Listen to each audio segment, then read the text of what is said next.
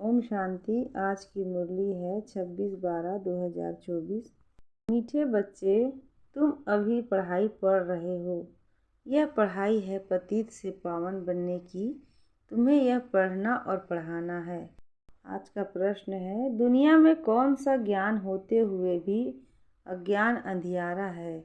उत्तर है, माया का ज्ञान, जिससे विनाश होता है, मून तक जाते हैं। यह ज्ञान बहुत है, लेकिन नई दुनिया और पुरानी दुनिया का ज्ञान किसी के पास नहीं है। सब अज्ञान अंधियारे में है। सभी ज्ञान नेत्र से अंधे हैं। तुम्हें अभी ज्ञान का तीसरा नेत्र मिलता है। तुम नॉलेजफुल बच्चे जानते हो, उन्हों की ब्रेन में विनाश के ख्यालात हैं, तुम्हारी बुद्धि में स्थापना के ख्यालात हैं। ओम शांति। बाप इस शरीर द्वारा समझाते हैं, इनको जीव कहा जाता है। इनमें आत्मा भी है और मैं भी इसमें आकर बैठता हूँ। यह तो पहले पहले पक्का होना चाहिए। इनको दादा कहा जाता है। यह निश्चय बच्चों को बहुत पक्का होना चाहिए। इस निश्चय में ही रमण करना है। बरोबर बाबा ने जिसमें पधरामणि की है, वह बाप खुद कहते हैं, मैं इनके बहुत जन्मों के अंत में आता हूँ। बच्चों को समझाया गया है, यह है सर्वशास्त्र शिरोमणि गीता का ज्ञान। श्रीमत अर्थात श्रेष्ठ मत, श्रेष्ठ ते श्रेष्ठ मत है एक भगवान की, जिसकी ही श्रेष्ठ मत से तुम देवता बनते हो। बाप खुद कहते हैं, मैं आता ही तब हूँ जब तुम भ्रष्ट मत पर पतित बन जाते हो। मनुष्य से देवता बनने का अर्थ भी समझना है।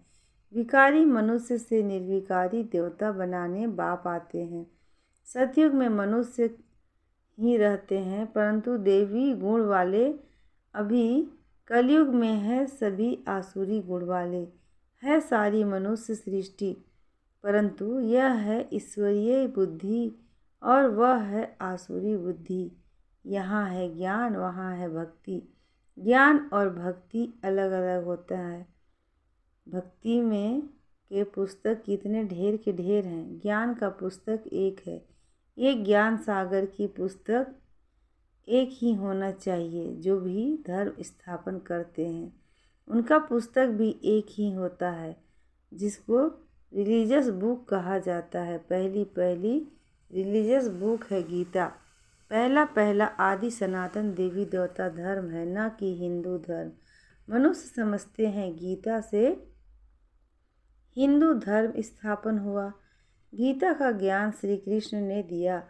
कब दिया? परंपरा से। कोई शास्त्र में शिव भगवानुवाच तो है नहीं।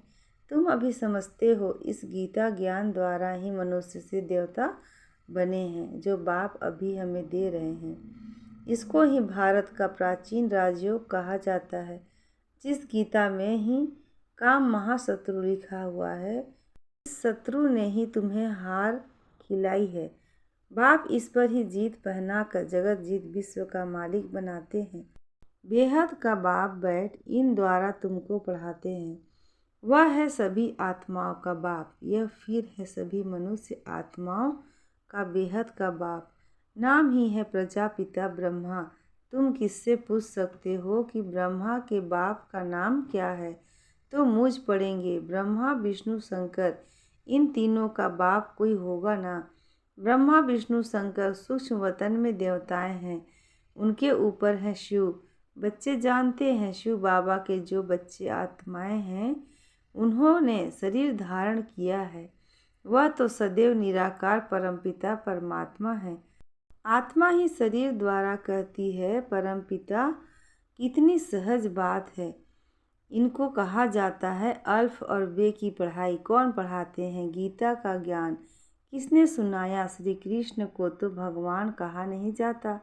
वह तो देहधारी हैं, ताजधारी हैं। शिव तो है निराकार, उन पर तो कोई ताज आदि है नहीं। वही ज्ञान का सागर है। बाप ही बीज रूप चैतन्य है। तुम भी चैतन्य हो। सभी झाड़ों के आदि मध्य अंत हो को तुम जानते हो। भल तुम माली नहीं हो, परंतु समझ सकते हो कि बीज कैसे डालते हैं। उनसे झाड़ कैसे निकलता है। वह है जड़, यह है चैतन्य। आत्मा को चैतन्य कहा जाता है। तुम्हारी आत्मा में ही ज्ञान है और किसी आत्मा में ज्ञान हो नहीं सकता। तो बाप चैतन्य मनुष्य सृष्टि का बीज रूप है। वह चैतन्य क्रिएशन है। वह सभी है जड़ बीज। ऐसे नहीं कि जड़ बीज में कोई ज्ञान है। वह तो है चैतन्य बीज रूप। उनमें सारे सृष्टि की नॉलेज है। झाड़ की उत्पत्ति, पालना, विनाश का सारा ज्ञान उनमें है। फिर नया झाड़ कैसे खड़ा होता है वह गुप्त। तुमको ज्ञान भी गुप्त मिलता है। बाप भी गुप्त आए हैं। तुम जानते हो यह कलम लग रहा है। अभी तो सभी पतित बन गए हैं। अच्छा, बीज से पहला पत्ता निकला, वह कौन था? सतयुग का पहला पत्ता तो श्री कृष्ण को ही कहेंगे, लक्ष्मी नारायण को नहीं कहेंगे। नया पत्ता छोटा होता है, पीछे बड़ा होता है। तो इस बीज की कितनी महिमा है। यह तो चैतन्य है ना। भल दूसरे भी निकलते हैं। धीरे धीरे उन्हों की महिमा कम होती जाती है। अभी तुम देवता बनते हो तो मूल बात है तुमको देवी गुण धारण करने हैं। इन जैसा बनना है। चित्र भी है। यह चित्र न होते तो बुद्धि में ज्ञान कैसे आता। यह चित्र बहुत काम में आते हैं। भक्ति मार्ग में इन चित्रों की पूजा होती है और ज्ञान मार्ग में तुमको इन्हों से ज्ञान मिलता है कि इन जैसा बनना है। भक्ति मार्ग में ऐसा कोई नहीं समझेंगे कि हमको ऐसा बनना है। भक्ति मार्ग में मंदिर आदि कितने बनवाते हैं। सबसे जास्ती मंदिर किसके होंगे? जरूर शिव बाबा के ही होंगे। फिर उनके बाद क्रिएशन के होंगे। पहली क्रिएशन यह लक्ष्मी नारायण है तो शिव के बाद इनकी पूजा जास्ती होगी। माताएं जो ज्ञान देती हैं उनकी पूजा नहीं, वह तो पढ़ती हैं। तुम्हारी पूजा अभी नहीं होती है क्योंकि तुम अभी पढ़ रहे हो। जब तुम पढ़कर अनपढ़ बनेंगे फिर पूजा होगी। अभी तुम देवी देवता बनते हो। सतयुग में बाप थोड़े ही पढ़ाने जाएगा। वहाँ ऐसी पढ़ाई थोड़ी ही होगी। यह पढ़ाई पतितों को पावन बनाने की है। तुम जानते हो हमको जो ऐसा बनाते हैं उनकी पूजा होगी। फिर हमारी भी पूजा नंबरवार होगी। फिर गिरते गिरते 5 तत्वों की भी पूजा करने लग पड़ते हैं। 5 तत्वों की पूजा माना पतित शरीर की पूजा।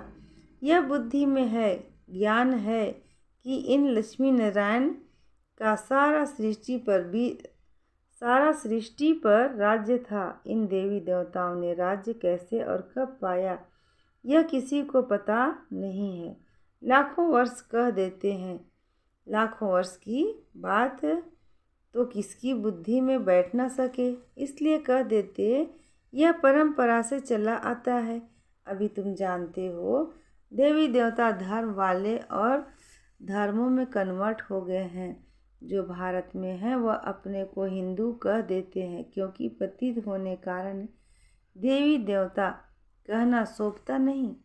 परंतु मनुष्यों में ज्ञान कहाँ, देवी देवताओं से भी ऊंच टाइटल अपने पर रखवाते हैं।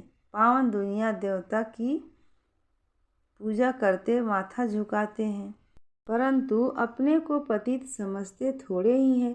भारत में खास कन्याओं को कितना नमन करते हैं, कुमारों को इतना नहीं करते।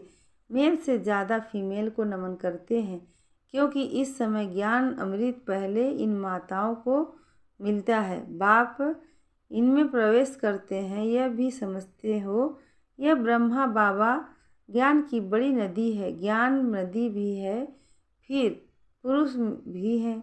ब्रह्मपुत्र नदी सबसे बड़ा है जो कलकत्ता तरफ सागर में जाकर मिलती है। मेला भी वहाँ ही लगता है, परंतु उन्हें यह पता नहीं कि यह आत्माओं और परमात्मा का मेला है। वह तो पानी की नदी है जिसका नाम ब्रह्मपुत्र रखा है। वह तो ब्रह्मा के ईश्वर ब्रह्मा को ईश्वर कह देते हैं, इसलिए ब्रह्मा पुत्रा को पावन समझते हैं। पतित पावन वास्तव में गंगा को नहीं कहा जाता है।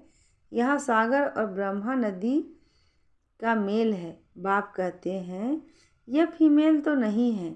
जिस द्वारा एडॉप्शन होती है वह बहुत गुह्य समझने की बात है, जो फिर प्राय लोप हो जानी है। फिर बाद में मनुष्य इस आधार पर शास्त्र आदि बनाते हैं। पहले हाथ के लिखे हुए शास्त्र थे, बाद में बड़ी बड़ी मोटी किताबें छपवाई हैं। संस्कृत में श्लोक आदि थी नहीं। यह तो बिल्कुल सहज बात है। मैं इन द्वारा राजयोग सिखलाता हूँ, फिर यह दुनिया ही खलास हो जाएगी। शास्त्र आदि कुछ भी नहीं रहेंगे। फिर भक्ति मार्ग में यह शास्त्र आदि बनेंगे। मनुष्य समझते हैं यह शास्त्र आदि परंपरा से चला आया है। इसको कहा जाता है अज्ञान अंधियारा। अभी तुम बच्चों को बाप पढ़ाते हैं, जिससे तुम सोजरे में आए हो। सतयुग में है पवित्र प्रवृत्ति मार्ग, कलयुग में है सभी अपवित्र प्रवृत्ति मार्ग वाले। यह भी ड्रामा है। बाद में है निवृत्ति मार्ग, जिसको संन्यास धर्म कहते हैं। जंगल में जाकर रहते हैं, वह है हद का संन्यास। रहते तो इस पुरानी दुनिया में है, अभी तुम जाते हो नई दुनिया में। तुम्हें तो बाप से ज्ञान का तीसरा नेत्र मिला है, तो तुम कितने नॉलेजफुल बनते हो। इससे जास्ती नॉलेज होती ही नहीं। वह तो है माया की नॉलेज, जिसमें विनाश होता है। वो लोग मून चांद पर जाकर खोज करते हैं। तुम्हारे लिए कोई नई बात नहीं। यह सभी माया का पंप है। बहुत शो करते हैं, अति डीपनेस में जाते हैं कि कुछ कमाल करके दिखाएं। बहुत कमाल करने से फिर नुकसान हो जाता है। उन्हों के ब्रेन में विनाश के ही ख्यालात आते हैं। क्या क्या बनाते रहते हैं। बनाने वाले जानते हैं इससे ही विनाश होगा। ट्रायल भी करते रहते हैं। कहते भी हैं 2 बिल्ले लड़े, माखन तीसरा खा गया। कहानी तो छोटी है, परंतु खेल कितना बड़ा है। नाम इन्हों का ही बाला है। इन द्वारा ही विनाश की नूंद है। कोई तो निमित्त बनता है ना। क्रिश्चियन लोग समझते हैं पैराडाइज था, पर हम नहीं थे। इस्लामी बौद्धि भी नहीं थे। फिर भी क्रिश्चियन लोग की समझ अच्छी है। भारतवासी कहते हैं देवी देवता धर्म लाखों वर्ष पहले था, तो बुद्धू ठहरे ना। बाप भारत में ही आते हैं। जो महान बेसमझ हैं उन्हें ही महान ते महान समझदार बनाते हैं। परंतु फिर भी याद रहे तब। बाबा तुम बच्चों को कितना सहज करके समझाते हैं। मुझे याद करो तो तुम सोने का बर्तन बन जाएंगे। तो धारणा भी अच्छी होगी। याद की यात्रा से ही पाप कटेंगे। मुरली नहीं सुनते तो ज्ञान रफू चक्कर हो जाता है। बाप तो रहम दिल होने के नाते उठने की ही युक्ति बतलाते हैं। अंत तक भी सिखलाते ही रहेंगे। अच्छा, आज भोग है, भोग लगाकर जल्दी वापस आ जाना है। बाकी वैकुंठ में जाकर देवी देवताओं आदि का साक्षात करना, यह सब फालतू है। इसमें बहुत महीन बुद्धि चाहिए। बाप इस रथ द्वारा कहते हैं मुझे याद करो। मैं ही पतित पावन तुम्हारा बाप हूँ। तुम्ही से खाऊं, तुम्ही से बैठूं। यह यहाँ के लिए है, ऊपर में कैसे होगा। अच्छा, मीठे मीठे सिकी लधे बच्चों प्रति माता पिता बाप दादा का याद प्यार और गुड मॉर्निंग। रूहानी बाप की रूहानी बच्चों को नमस्ते, और हम रूहानी बच्चों की रूहानी माता पिता बाप दादा को याद प्यार गुड मॉर्निंग और नमस्ते। शुक्रिया बाबा। करना के लिए मुख्य सार पहला, बाप इस दादा में प्रवेश हो हमें मनुष्य से देवता अर्थात विकारी से निर्विकारी बनाने के लिए गीता ज्ञान सुना रहे हैं। इसी निश्चय से रमण करना है। श्रीमत पर चलकर श्रेष्ठ गुणवान बनना है। दूसरा है याद की यात्रा से बुद्धि को सोने का बर्तन बनाना है। ज्ञान बुद्धि में सदा बना रहे, उसके लिए मुरली जरूर पढ़नी व सुननी है। आज का वरदान है अपने पोजीशन की स्मृति द्वारा माया पर विजय प्राप्त करने वाले निरंतर योगी भव। अपने पोजीशन की स्मृति द्वारा माया पर विजय प्राप्त करने वाले निरंतर योगी भव। जैसे स्थूल पोजीशन वाले अपनी पोजीशन को कभी भूलते नहीं, ऐसे आपका पोजीशन है मास्टर सर्वशक्तिमान। इसे सदा स्मृति में रखो और रोज अमृत वेले इस स्मृति को इमर्ज करो तो निरंतर योगी बन जाएंगे और सारा दिन उसका सहयोग मिलता रहेगा। फिर मास्टर सर्वशक्तिमान के आगे माया आ नहीं सकती। जब आप अपनी स्मृति की ऊंची स्टेज पर रहेंगे तो माया चींटी को जीतना सहज हो जाएगा। आज का स्लोगन है, आत्मा रूपी पुरुष को श्रेष्ठ बनाने वाले ही सच्चे पुरुषार्थी हैं। आत्मा रूपी पुरुष को श्रेष्ठ बनाने वाले ही सच्चे पुरुषार्थी हैं। अच्छा, ओम शांति।